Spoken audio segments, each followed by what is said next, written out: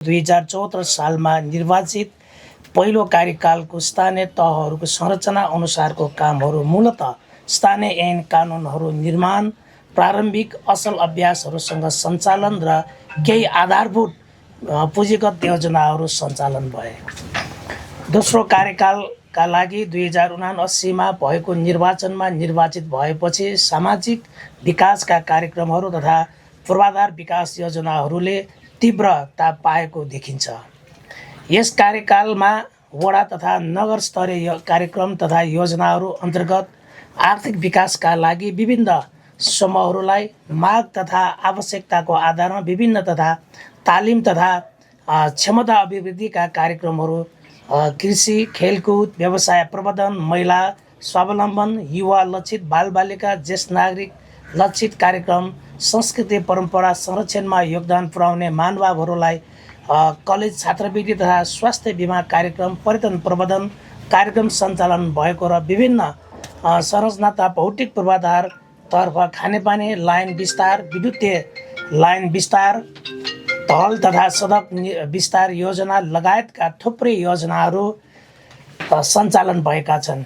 यद्यपि आवश्यक दस्तावेजीकरणको अभावमा कुन योजना तथा कार्यक्रमहरू सञ्चालन भयो भन्ने कुराको सबै जनसमुदायले यसै भन्न सक्ने अवस्था नहुन सक्ने भएकोले यस कार्यकालको 4 आर्थिक वर्षमा गरेका कार्यक्रम तथा योजनाहरूको बारेमा जानकारी दिने, दस्तावेजीकरण गर्ने तथा आवश्यक राय सल्लाह तथा प्रतिक्रिया प्राप्त हुने आशंका साथ आज संक्षिप्त रूपमा तयार गरिएको कार्यक्रम तथा योजनाहरूको बारेमा जानकारी गराउने उद्देश्यले यो पत्रकार भेटघाट कार्यक्रम आयोजना गरेका हौँ।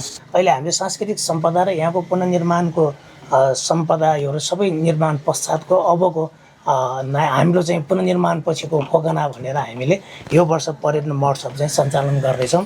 त्यसै गरी अनि यो हामीले यो यहाँको सांस्कृतिक सम्पदा अन्तर्गत तेल मिलको चाहिँ महत्त्वपूर्ण भूमिका छ। यहाँको जीवन्त सङ्ग्रहालय जस्तै हो तेल मिल। यसको लागि पनि हामीले तेल मिल निर्माण कार्यहरू लगभग अन्तिम चरणमा पुगिसक्यो। 4वटा तेल मिलको निर्माण कार्य अन्तिम चरणमा पुगिसकेको छ।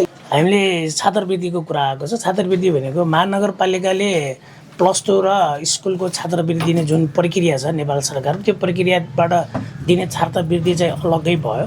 तर वडाले हामीले के गरेको भन्दाखेरि संस्कृतिमा प्रत्यक्ष योगदान गर्ने, जस्तै भर्खरको युवाहरू हुनुहुन्छ, उहाँ संस्कृतिको जगेर्ना गर्नको लागि उहाँको योगदान आवश्यक पर्यो, उहाँ अनिवार्य त्यहाँ जानै पर्छ। जस्तै उदाहरणको लागि रुद्रायणी देवखला 46 जनाको खल समूह छ, गुठी छ। त्यसमा 1 जना 2 जना भएन भने गाह्रो हुन्छ। अस्ति हामीले गत यो 2 वर्ष अगाडि 12 वर्ष मेलामा एकजना आर्यन महर्जन, उहाँ भर्खर 18 वर्षको जस्तो लाग्छ, 18 वर्षको छ। उहाँले 18 वर्षमा अनि संस्कृतिको जगेर्नाको लागि उहाँ अनिवार्य जानुपर्ने, बुवाको स्वर्गवासपछि। त्यसपछि उहाँलाई चाहिँ के गर्ने, उहाँले खर्च गर्न नपर्ने गरिकन उहाँको +2 पछिको ब्याचलरको उहाँको पढाइको लागि आइटी पढ्नको लागि हामीले लगभग 15 लाख रुपियाँ चाहिँ वडाले व्यवस्था गरेर उहाँलाई पढ्न चाहिँ छात्रवृत्ति दिएको हो। त्यो चाहिँ अहिले उहाँले त्यो आइटी कोर्स सकाउनु भएको छ। अब यो उहाँको जबको पर्खाइमा हुनुहुन्छ उहाँ चाहिँ। त्यसले गर्दाखेरि संस्कृतिमा एउटा नयाँ सहयोग पुगोस् भनेर त्यसपछि हामीले संस्कृति त्यसरी गर्ने अरू चाहिँ व्यक्तिहरूको पनि, बच्चाहरूको लागि, नानी छोराहरूको लागि पनि हामीले सक्ने सहयोग गरेर पढाइदिनको लागि हामीले पहल गरिदिने, यो 2टा किसिमको हामीले छात्रवृत्ति गरेका छौँ। त्यसपछि मैले सकेन, पढ्न सकेन, वडाले मलाई हेल्प गरिदिनु पर्यो भने उहाँहरूको लागि पनि हामीले सहयोग गरिदिने। यसरी छात्रवृत्तिको लागि हामीले प्राथमिकरण गरेर त्यसले परम्परा संस्कृति पनि जगेर्ना गरोस् त त्यो जाने व्यक्ति पनि उत्साही होस् भनेर त्यो काम चाहिँ हामीले गरेको हो। अनि अर्को तपाईँले राखेको जिज्ञासा यो पर्यटनको सवालमा पनि छ। पर्यटनको सवालमा हामीले के गर्ने, ठोगानालाई प्रचार गर्नको लागि हामीले जस्तै पर्यटन महोत्सवहरू भयो, पर्यटन सम्बन्धी यो मेलाहरू भयो, यो आयोजना गर्दै आइराखेका छौँ हामीले। त्यसै गरेर पर्यटन सम्बन्धी यहाँ चाहिँ एउटा होमस्टेको पनि हामीले प्याकेज सञ्चालन गरेको छौँ। त्यति पहिला हामीले 2 वर्ष अगाडि यहाँ एउटा रिभोल्युसनरी चाहिँ एग्रिकल्चर भनेर एउटा काम चाहिँ यहाँ सञ्चालन भयो। त्यसको 100 जना जति महानुभावहरूलाई यहाँ हामीले होमस्टे नै राख्यौँ र अस्ति भर्खरै 5-6 महिना अगाडि पनि विदेशको 2 जना चाहिँ यही होमस्टे बसेर जानुभएको छ। त्यसो भए पनि उहाँहरूलाई हामीले होमस्टेको पनि व्यवस्था गरेर केही रकम उहाँहरूले पनि पाउने गरिकन त्यो पनि गरेछौँ। त्यो प्रवर्धन गर्नको लागि पर्यटनसँगै जोडेर हामीले तेल मिललाई हामीले जोडेको हौँ। तेल मिल भनेको चाहिँ यो समुदायको हो, व्यक्तिको होइन। अहिले व्यक्तिबाट गर्ने व्यवसाय तेल मिल त छँदैछ, उहाँहरूले गर्नुहुन्छ, तर समुदायको तेल मिल चाहिँ 4 वटा समुदायको तेल मिल छ। विगतमा यो चाहिँ लाइभलीहुडको लागि होइन, यो महत्त्वपूर्ण चाहिँ पार्ट भएको हुनाले त्यो तेल मिल निर्माण गर्नको लागि वडाले पहल गर्यो, नगरपालिकाले बजेट विनियोजन गरिदिनु भएको छ। त्यही अनुसार 4 वटा तेल निर्माण गरेको हो हामीले। त्यसको चाहिँ यहाँ सम्पूर्ण 4 वटा तेल मिलमा खोकना पढीका दाजुभाइहरू चाहिँ त्यसमा आबद्ध हुनुहुन्छ। त्यो चाहिँ आबद्ध हुनुहुन्छ, त्यो सामुदायिक रूपमा सञ्चालन हुनेछ। त्यसमा परम्परागत रूपमा तेल उत्पादन हुन्छ, हिजो जसरी उत्पादन भएको छ त्यसरी नै उत्पादन हुन्छ र यसलाई एउटा सम्पदाको पनि जगेर्ना हो। हाम्रो चाहिँ पहिलादेखि मौलिक पेसालाई पनि संरक्षण गर्नुपर्छ भनेर हामीले तेल मिललाई जोडेपछि तेल मिलबाट अनि हामी पर्यटनसँग नि जोड्न सकिन्छ भनेर त्यसमा हामी अगाडि सरेको भयो। अर्को यो अहिले खोकनाको चाहिँ विश्व सम्पदामा खोकनाको सूचीकृत भएको कुरा छ। त्यो चाहिँ पहिलो चरणको सूचीकृतमा चाहिँ पुरातत्व विभागले काम थालेको हो। अनि यो कहाँसम्म पुग्यो के गयो भन्ने कुरा चाहिँ हामीले गर्दा उहाँले चाहिँ पहिलो चरणको लागि पठाइसक्नु भएको रहेछ। त्यसै दोस्रो फेरि गर्नको लागि चाहिँ पहल कदमी चाहिँ मैले एकचोटि 2-3 चोटि म गएँ पुरातत्व विभागमा पनि। त्यसपछि अहिले नयाँ संरचनाहरू पनि बनेको छ। त्यसलाई मिलाउनको लागि हामी चाहिँ निर्वाचित भएर आइसकेपछि हामीले सबै घरहरू चाहिँ अगाडिको फसादलाई नेवारी शैलीमा पनि बनाउने, जनताहरूले अरू चाहिँ यहाँ सटर राख्न नपाउने त्यसरी चाहिँ हामीले काठकै च्यालहरू राख्ने, ढोकाहरू राख्ने, इँटाले नै बनाउनु पर्ने त्यो डिजाइन गरेर अहिले सबै घरहरू त्यसरी निर्माण भइराखेको छ। र त्यसपछि हामीले यहाँको कल्चरलाई तपाईँहरूले संरक्षण गर्नुपर्छ भनेपछि दाफा गुठीदेखि भजनदेखि सबै प्रक्रियाहरूलाई संस्कृतिलाई संरक्षण गरेर लानुपर्छ भन्ने चाहिँ त्यसलाई पनि त्यही भएर संरक्षण गर्दै आइराखेको। अहिले मठ मन्दिर र पाटी पौवा पोखरी निर्माणको काम पनि त्यसै भइराखेको छ।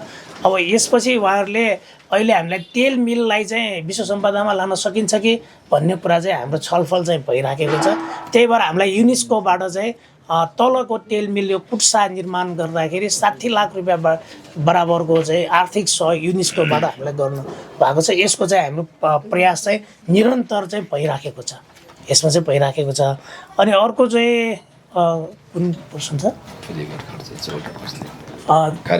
यो कार्यकालको चाहिँ हाम्रो यो वर्ष चाहिँ हामीले जस्तै यो वर्ष 4 करोड रुपियाँ हाम्रो खर्च भयो। यो वडाको तर्फबाट खर्च गर्ने खर्च भयो र 6 करोड 40 लाख रुपियाँ चाहिँ 60 लाख रुपियाँ चाहिँ हाम्रो कुनको भयो भन्दाखेरि महानगरपालिकाबाट आउने भयो। 2टा तरिकाको विकास निर्माणको बजेट हामीले प्राप्त गर्छौँ। एउटा वडाको शीर्षकमा आउने बजेट भयो, दोस्रो चाहिँ महानगरपालिकाले पूर्वाधार अन्य विभिन्न सम्पदा क्षेत्रमा आउने बजेट गरेर 2टा बजेट गर्दाखेरि करिब चाहिँ हाम्रो 10 देखि 11 करोडको चाहिँ वार्षिक हुन्छ। भनेपछि यो वर्ष हामीले यति हामीले चलाउने भयौँ। यस्तै प्रक्रियाबाट विगतमा हामीले 10 करोडदेखि कम नहुने गरिकन लगभग चाहिँ हामीले बजेट चाहिँ सञ्चालन गरेका छौँ। विगत वर्षहरूमा पनि 10 करोडदेखि कम नहुने गरिकन हामी बजेटहरू सञ्चालन गरेको छौँ। त्यही बजेटबाट नै अहिले यति काम गर्न सफल भएको हो। भनेपछि हामीले करिब 5 वर्षको अन्तरालमा 50 करोडको बजेट त हामीले सञ्चालन गरिसक्यौँ होइन। 50 करोडको बजेट त हामीले सञ्चालन गरेको छ, विभिन्न प्रक्रियाबाट हामीलाई आएको छ। त्यहीबाट पनि हामीले चाहिँ पूर्णता पाएको छैन। विकासको काम चाहिँ रोकिएको छैन, विकासको निर्माण कार्यहरू भइराखेको छ, तर कोर एरियाभित्र चाहिँ केही पूर्णता प्राप्त गरेको छ। यसले चाहिँ अलिक क्लियरी पाएको छ, तर कोर एरियाभन्दा बाहिर हाम्रो बस्तीभन्दा बाहिर चाहिँ निर्माण चाहिँ तीव्र गतिमा चाहिँ भइराखेको छ। अहिले पुँजीगत खर्च भन्दाखेरि हामीले त्यो हिसाबले अनुमान गर्दाखेरि हामीले धेरै खर्च गरिसक्यौँ अहिलेको 10 वर्षको दौरानमा। अब यो बिचमा हामीले प्रदेशबाट पनि केही आर्थिक चाहिँ यो बजेटको चाहिँ सहयोग पाएको छु होइन, अरू पनि पाएको छु। त्यो आधारमा चाहिँ हामीले काम गरेका छौँ। कुरामा फास्ट ट्र्याकको चाहिँ कुरामा अब यो फास्ट ट्र्याक भनेको लामो समयदेखिको कुरा हो। फास्ट ट्र्याकमा अहिले चाहिँ अलिकति भएको कुरा के हो भने यहाँको जनसमुदायहरूबाट सम्पदा विकासबाट चाहिँ विनाशतर्फ हामी जानु भएन। विकासले सम्पदा, संस्कृति, जनताको जनजीविकालाई पनि अपनोटो लिने गरिकन विकास निर्माणका कार्यहरू हुनुपर्छ भन्ने कुरा हो। त्यही भएकोले यहाँको संस्कृति सम्पदाहरूको जुन रुट छ त्यो रुटलाई पनि संरक्षण गर्नुपर्ने भएको हुनाले सरकार र खोकनाको बिचमा केही चाहिँ संवादहरू, छलफलहरू भइराखेको छ।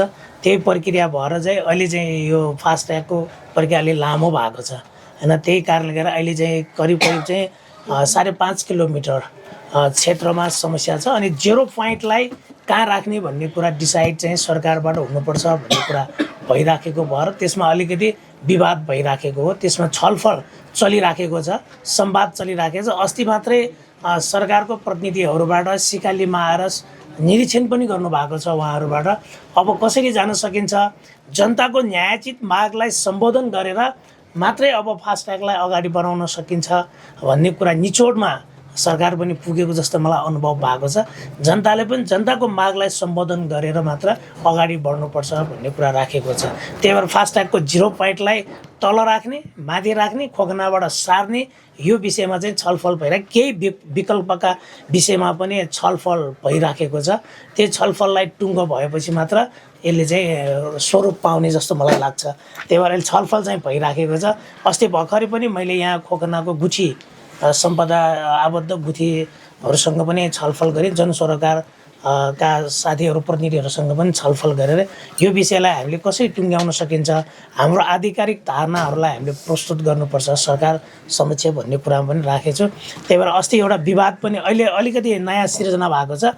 यो मुआब्जाको सम्बन्धमा 2072 सालको एलाइनमेन्टको विषयमा सरकारले पुनः चाहिँ मुआब्जा आह्वान गर्नुभएको छ। त्यो चाहिँ पुरानो एलाइनमेन्टको भयो। त्यो मुआब्जा गरेको पछि चाहिँ सरकारले संस्कृति सम्पदालाई संरक्षण गर्ने गरिकन नयाँ एलाइनमेन्टको पनि उहाँले तयारी गर्नुभएको छ। अहिले चाहिँ उहाँ निस्केको चाहिँ मुआब्जाको फेरि लिन आउनुहोस् भनेर निकालेको मुआब्जा पुरानो एलाइनमेन्टको पर्यो। अब नयाँ एलाइनमेन्टमा भएपछि सरकारले भन्नुभएको छ कि यसमा संस्कृति सम्पदाको समस्या हुँदैन भन्ने कुरा भएको छ। त्यही भएर यसमा पनि अलिकति कुरा चाहिँ मिलेको छैन। प्रक्रियागत रूपमा पुरानोमा पर्यो भने पुरानो एलाइनमेन्टमा भयो भने पुरानो एलाइनमेन्टमा चाहिँ संस्कृति सिकाली मन्दिरहरू पर्ने भएको हुनाले सिकाली मन्दिरलाई छुन पाउनुहुन्न।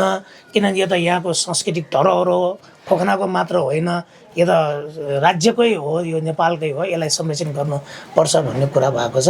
त्यही विषयमा अहिले छलफल चलिराखेको छ। संस्कृति सम्पदा लाई कुनै पनि सम्पदालाई मास्नु भएन। त्यो तरिकाबाट कसरी जाने भन्ने कुरा अहिले छलफल भइराखेको मैले पनि जानकारी पाएको छु।